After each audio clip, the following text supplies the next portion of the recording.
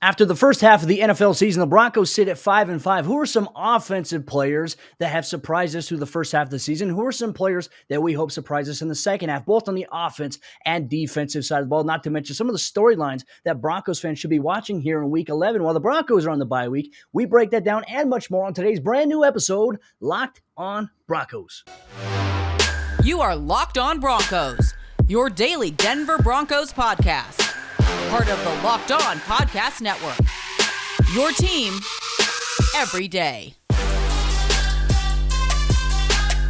What's up, Broncos Country? Welcome back into a brand new episode, Locked on Broncos. Taking a look today at offense and defensive surprise players from the first half of the season and players that we hope can surprise us during the second half slate, which is scheduled for next week, Week 12, when the Denver Broncos host the Los Angeles Chargers. As always, we're your hosts. I'm Cody Roark, joined alongside by co-host Sayre. Both of us cover the Denver Broncos for the Locked On Network in 9 News. You can follow us on Twitter. Make sure you follow, subscribe, free and available everywhere you get your podcasts. Subscribe on YouTube, turn on notifications. And thank you so much for making Locked On Broncos your first listen today. Sayre, my friend, hey, it's great to see you. The bye week blues continue. No game this week. It's kind of nice to approach a weekend, having a little bit of a reset. I think the Broncos fans are also doing that as well. I think Broncos fans are going to watch the games this weekend and kind of just sit back and relax and not have to stress about, hey, today's game day. What are we going to see from the Broncos? Definitely going to be a relaxing Sunday, Cody, at least, in terms of not having a Broncos game to really stress us all out, right? And we get to a lot of us, we're just going to turn on the Red Zone channel and we're just going to just watch, put the remote down, get your favorite snack, get a cup of whatever you do during the games to actually enjoy football. Hopefully your fantasy football teams do well. It's one of those weekends where, things are okay, right? The Broncos are 5-5, and that's not a losing record at this point, which is 10 games into the season. So you're at 500, 10 games into the season. You get to chill, relax, flip on the Red Zone channel if you got that, and just kind of enjoy the weekend of football. It sounds pretty good to me, to be honest, Cody. Boom, I'm with you there, my friend, and great as always to see you here.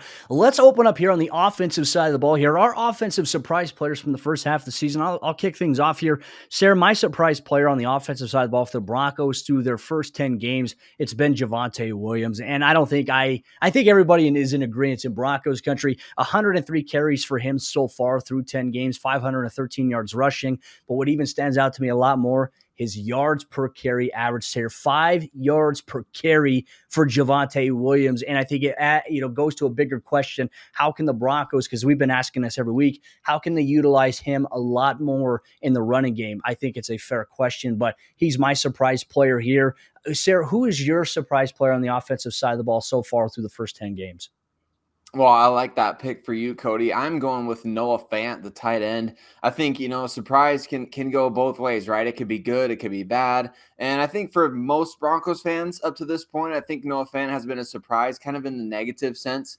He's obviously been dealing with an injury dating back to even before the season started, having some troubles blocking, having some issues with penalties, definitely not getting enough opportunities either down the field or to gain yards after the catch. And so up to this point, I would say it's been fairly surprising in a negative sense for Noah Fant, given the fact that going into this season, a lot of national media expected him to really take that jump into the upper echelon of tight ends in the NFL, up there with the guys like Travis Kelce, Darren Waller, and the best of the best. And it just hasn't happened. And unfortunately, a lot of that has to do with the quarterback position, in my opinion.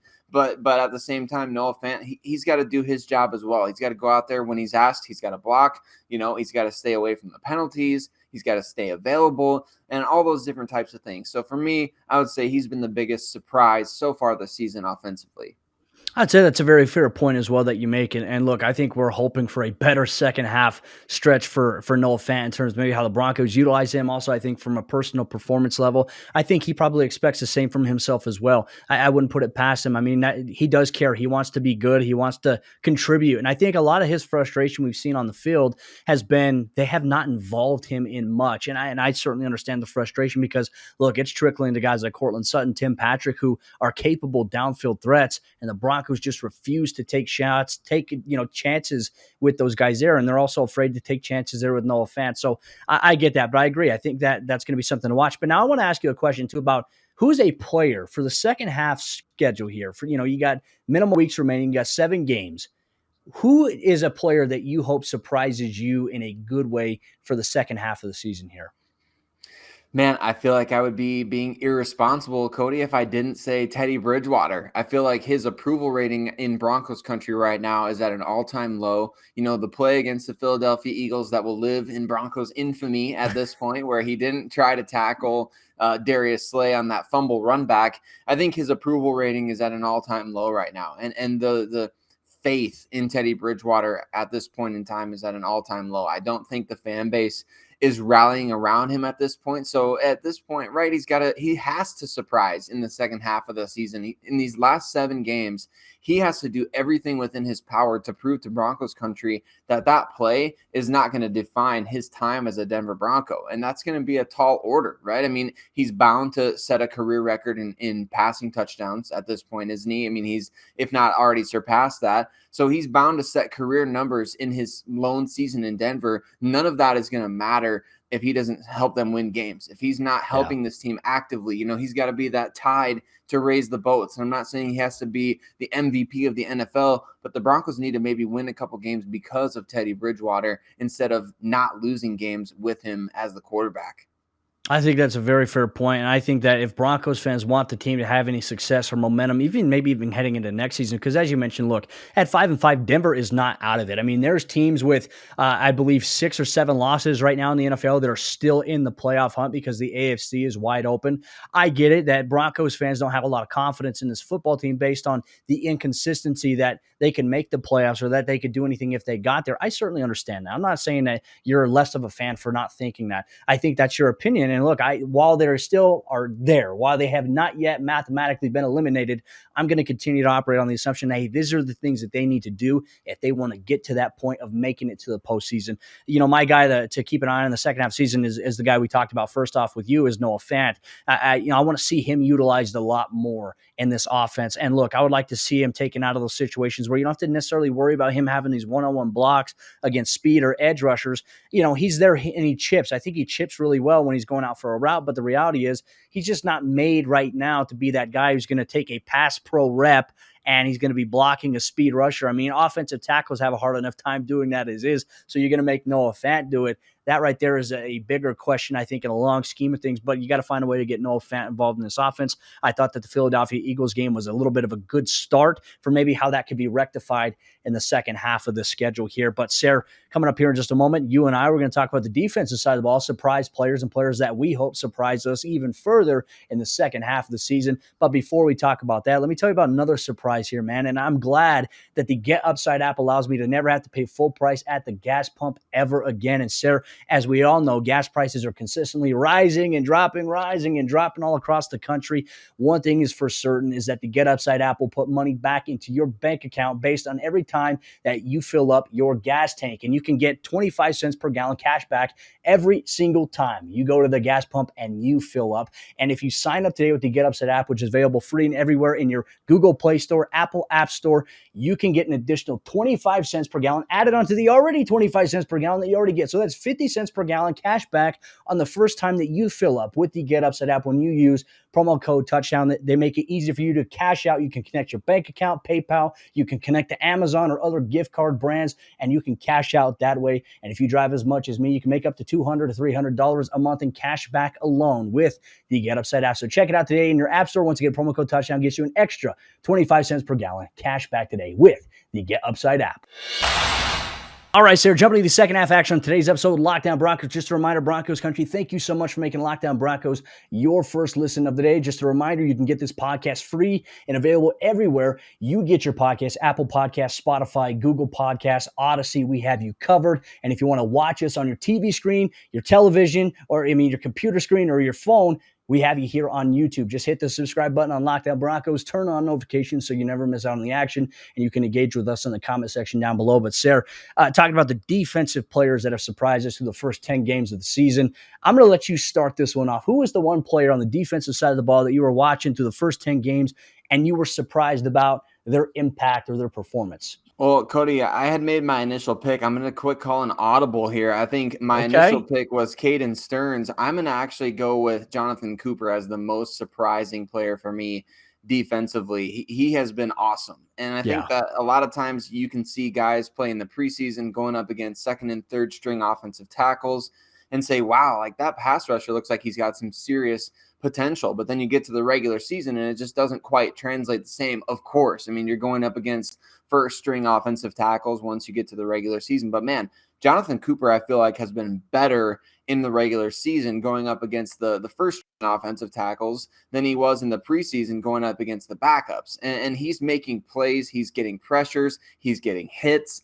He's providing that spark in the pass rush that the Broncos desperately need. And like you mentioned on yesterday's episode too, Cody, I feel like he's doing a really good job of setting the edge. And that's a critical component to his game. You can't just be out there as a speed pass rusher. You've got to be able to set the edge. That's a really underrated aspect of his game. It's just that upper body strength, those strong hands, that strong upper body that he can engage with those tackles. And he's physically built to do that right away. So as a 7th round pick, man, he's been a huge surprise, in my opinion, for the Denver Broncos defense thus far.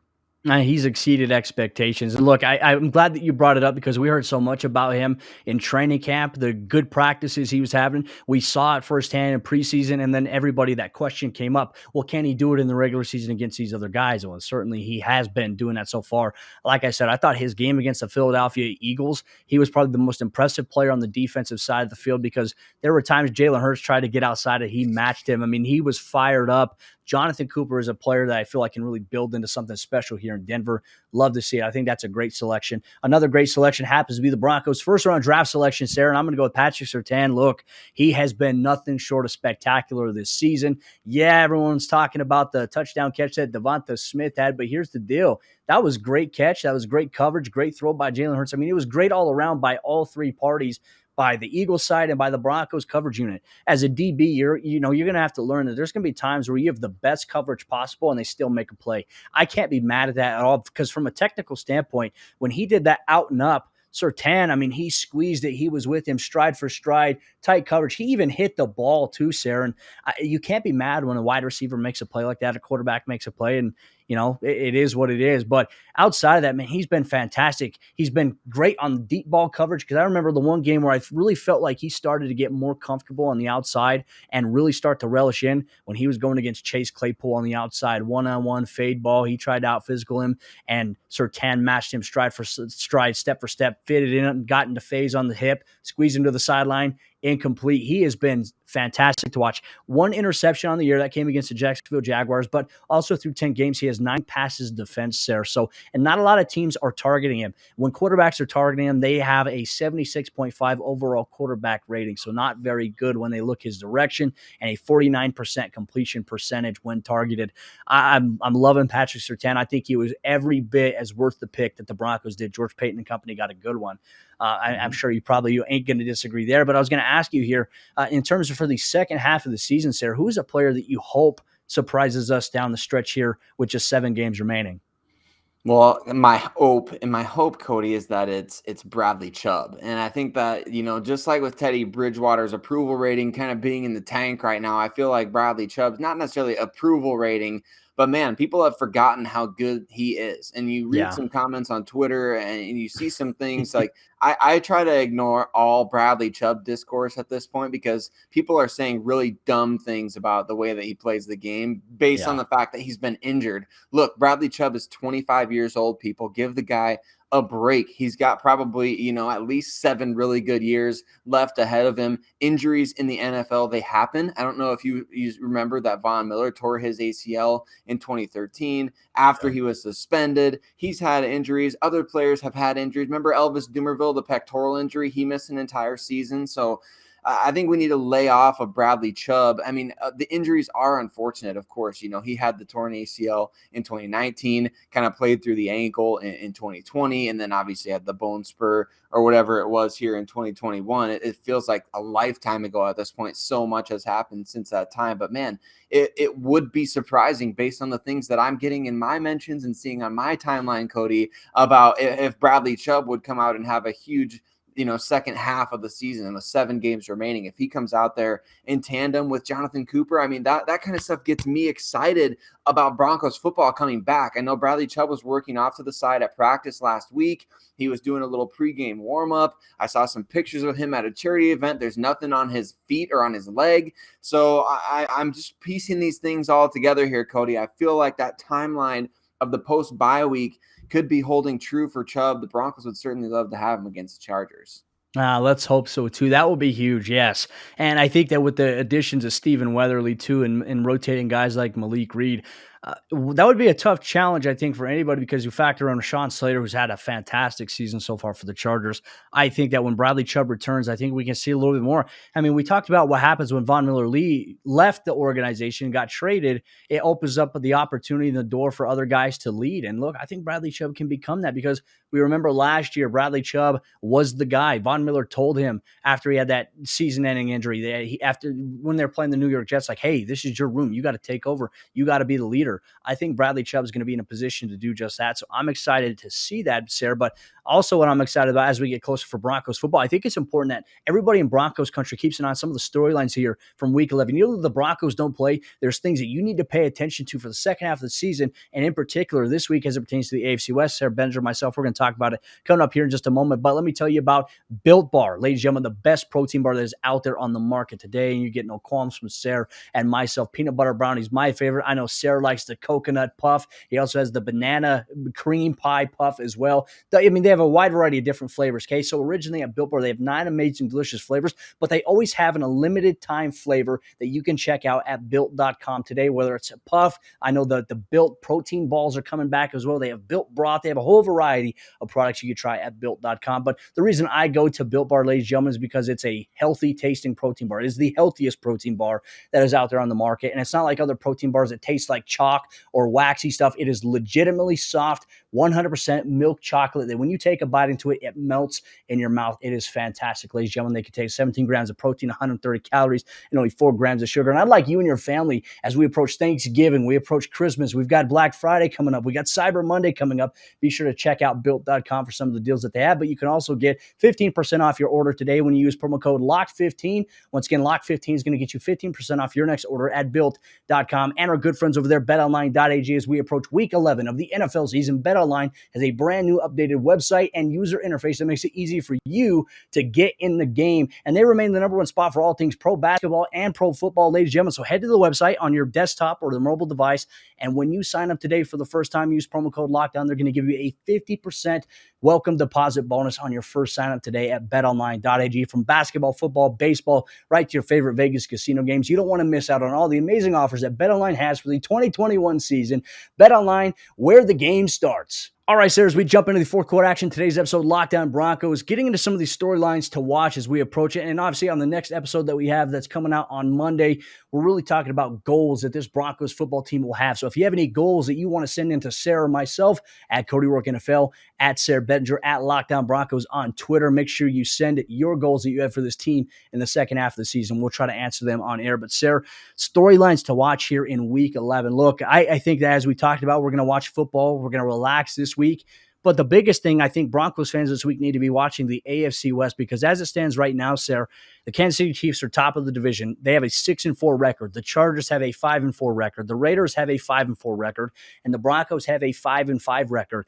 This division is still essentially wide open for anybody, from the bottom team to the top team right now in the AFC West. And while some teams are playing better in Denver right now, Denver still realistically has a chance until they don't. And that's how we're going to continue to operate here. I understand where Broncos fans' frustrations coming into, but the storylines to watch, look, you have a Sunday night football matchup, the Los Angeles Chargers on the road taking on the Pittsburgh Steelers, who Steelers last week, they were dealing without not having Ben Roethlisberger. Still could be the case this week. Mason Rudolph could get the start. And then you also have the Chargers, who will be without Joey Bosa in this matchup due to COVID. And they're also kind of banged up as well. But they're going to play a physical Steelers defense, Sayre. And then they got to come to Denver next week. This is an interesting game to watch. It definitely is. And I think that for sure, if Ben Roethlisberger plays, there's a chance that the Chargers lose. I think if he doesn't play, I would pretty much personally just write the Steelers off in that game. So Yeah. the hope, obviously, from the Broncos' perspective is, of course, that Roethlisberger plays in that game. The Chargers have been so weird. I feel like they've been so revered by everybody. To see them with a 5-4 record coming off of a pretty ugly loss to the Minnesota Vikings. I mean, I feel like if there's teams that, we constantly harp on teams that are underrated, we talk about, or overrated, excuse me, but the Chargers don't often get lumped in with the overrated NFL teams. They're extremely overrated, in my opinion, Cody. Like you mentioned, they're dealing with some injuries and whatnot, but man, 5-4, when we were talking, there was a number of people, I don't name names here, but there was a number of people saying Chargers Super Bowl this season, like Justin Herbert MVP. And of course, Justin Herbert is playing just fine. That offense is capable of absolutely going off. But to me, the Chargers are very overrated at this point. So they've got a lot to prove against a solid Steelers team. Well, then we look at the Las Vegas Raiders, who we saw at the beginning of the season. I think we all had the common agreement, like, hey, this Raiders team, they're no slouch. Like, they have a pretty solid football team. Their defense is much more improved. Obviously, they've been dealing with distractions left and right. And I know our boy Q, your boy Q, he's dealing with all that stuff there, covering the Las Vegas Raiders there. But looking at the matchup they have against the Cincinnati Bengals, this is a game of which teams are you going to get between the Bengals and the Raiders, right? The Bengals have had moments where they're the hottest team in the NFL, that they're dog walking the Baltimore Ravens. Then you have the Raiders, who just for some reason plummeted and are making critical mistakes. And they made the Kansas City Chiefs last week look like the Chiefs of old. So there's so much how do we read into this? Well, you factor in that matchup. The Broncos, they're going to get some good film on the Raiders. They're also on the Bengals, who they're going to have to play here shortly as well to open up the second half of the season, Sayre. So good little film study right there that players could potentially watch. But, you're pulling for the Bengals in this situation, because obviously the more losses that these teams have in the division, and ideally our hope is that the AFC West, they don't win a game this week, and that helps the Broncos' chances because it puts everybody, Sayre, really in a tie there. Kansas City obviously having one more game played, they'd be 6-5. But man, I tell you what, I would be completely for that happening. I think it would cause chaos. So there's that game. But let's talk about the one game I think everyone's going to be watching, and that's going to be the Cowboys against the Chiefs. Sayre, a lot of people are talking about the Chiefs offense coming back, the Chiefs finally getting in rhythm last week against the Raiders. They're playing a Cowboys team that absolutely just went off against the Atlanta Falcons last week after the Broncos smacked them in the mouth. I personally believe that the Cowboys are going to dog walk the Chiefs in this game. I don't think it's going to be close. I think they're going to destroy them.